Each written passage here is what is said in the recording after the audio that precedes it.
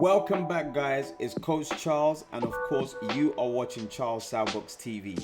So with the fact that we have confirmed dates for the Davis Garcia fight scheduled on April 22nd in the T-Mobile Arena, Las Vegas, and the Haney Loma fight on May 20th in the MGM Grand Garden, also Las Vegas, we can definitely say that the chess pieces are on the move in the action-packed lightweight division, and a certified undisputed king will be crowned and forever etched into the division's history as this era's dominant force. Now, this is in stark contrast to what we see playing out when we move up to the welterweight division. And so the hard question that really needs to be asked is, what is happening to the Errol Spence Jr. and Terence Crawford fight? Terence Crawford, 39 victories, no losses. Errol Spence Jr., 28 victories, no losses. So they're both undefeated and in their prime. This is a fight that needs to happen, not just for the lucrative bounty we can expect the winner to pocket, or even the formality of bringing the WBA, WBO, WBC and IBF belts together for undisputed champion bragging rights.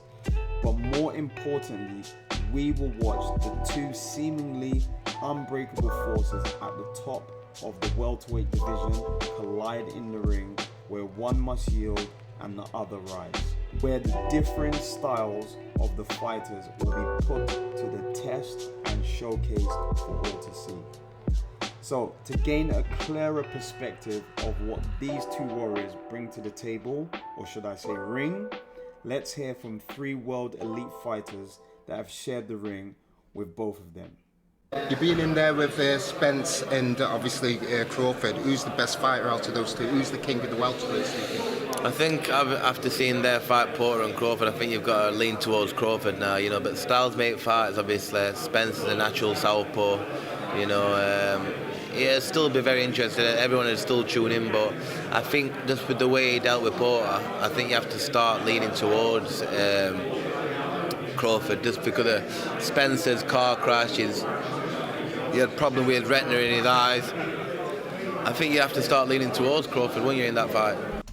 So obviously, guys, Kell Brook is saying the way how Terence Crawford dealt with Porter, it was a knockout.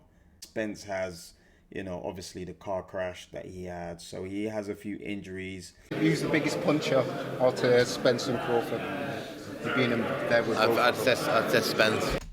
Now, obviously, with Spence is the bigger guy. There's only about an inch difference between the two, but when we're saying bigger, we're talking about Spence is a natural welterweight. He's been at the welterweight division for his amateur and pro career. Terence Crawford has spent a certain portion of his pro career in lighter weights, and also as an amateur he fought at a lighter weight. So how do you see that fight between Errol Spence and Bud Crawford playing out? That's a great matchup. Like I said before, I feel like Spence is the bigger welterweight. He's the bigger, stronger guy. He throws a lot of punches. He's stronger. He's physically stronger. And then I feel like Crawford's I would say he was probably the more talented guy. Probably. Spence is bigger, as I just mentioned before, with the fact being more suited to the welterweight division. But we're getting the inclination here from Danny that Terence Crawford is more of the thinker. More skill. And it's going to be interesting to see how Spence fights another southpaw like him. I feel like Spence's one of his big advantages is him being the big guy, being southpaw with a big jab. So he's never fought a southpaw, the skill level like Crawford, even though he's right-handed, but for most of his fights he fought southpaw. So I just feel like this fight's going to come down to whoever wakes up or whoever feels better on that day. And whoever believes in himself more that day, that's who's going to win, because both guys are mentally strong, both guys are skilled. And I feel like whoever wants it more and feels better that day is going to win it. Yeah, and I think we'll probably find out which one of those guys have got a hell of a chin because they both can throw some serious leather, Yeah, right? absolutely. I feel like Spence is strong. He's a strong puncher, but Crawford throws the shorter punches.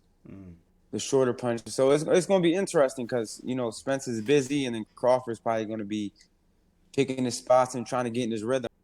Considering you've been in the ring with all of them, in your opinion, the best welterweight fighting right now is who? The best welterweight fighting right now has to be Terrence Crawford. I think there was just a number of things that I saw, felt, sensed, the whole nine, and he was just a little bit better, more than just about everybody I've been in the ring with. And you fought Errol before the accident. Difference between fighting Errol, fighting Bud Crawford? You know what? I think, and I got a feeling Errol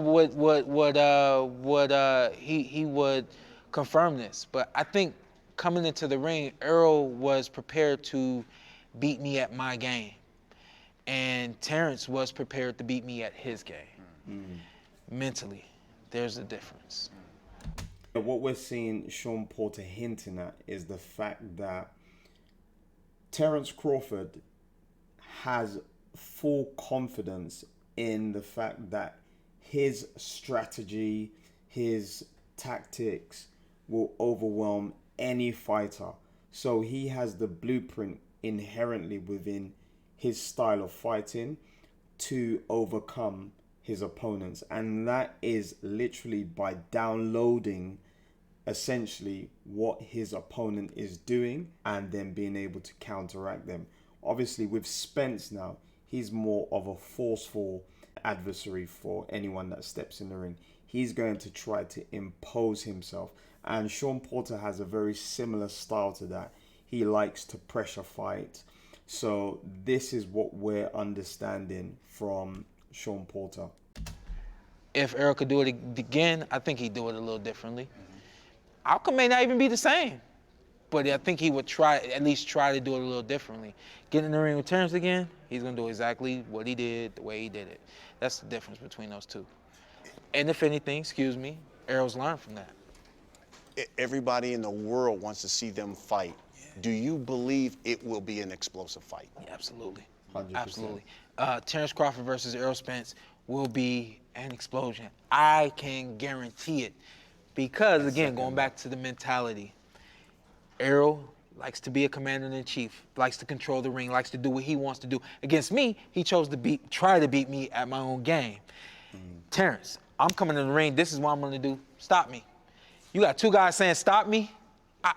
You can't beat that. You know what I mean? Okay, guys, so this is excellent because what we can take from these accounts is that both Errol Spence and Terrence Crawford bring an overwhelming level of intensity to their fights, but in slightly different ways.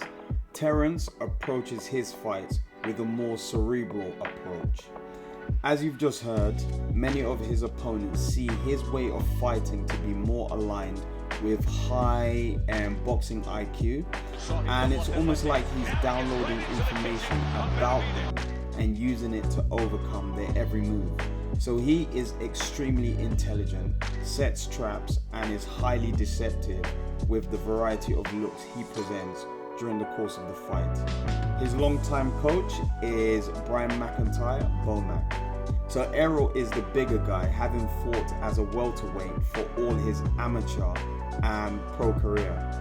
When fighting, he systematically breaks you down in the fight, leading with an exceptional southpaw jab to close the distance and then to follow up with devastating combination power punching. He is disciplined within his form, so he remains within that nice southpaw boxing stance, is a formidable fighter and a really strong athlete. Errol is coached by Derek James. Whilst watching them both, I can definitely attest to their greatness. There's no doubt about that. However, where I can see some weaknesses is where, say, Errol sometimes reaches to land his backhand to the body and becomes exposed on the approach and whilst exiting. Also, in his last fight, he momentarily lost concentration against Ugas, and this is something he cannot afford to do with Terrence. Now, Terence cannot afford to start slow and lose early rounds with Errol, as Terence may not be able to secure a knockout and needs to consider the possibility of a point victory. Terence will also need to ensure his defense is on point, as he has taken some unnecessary punishment in some of his previous fights. Anyway guys, this is my take, so make sure to comment, like, share, subscribe, and hit the bell to stay in the loop. Until my next one, take care, peace.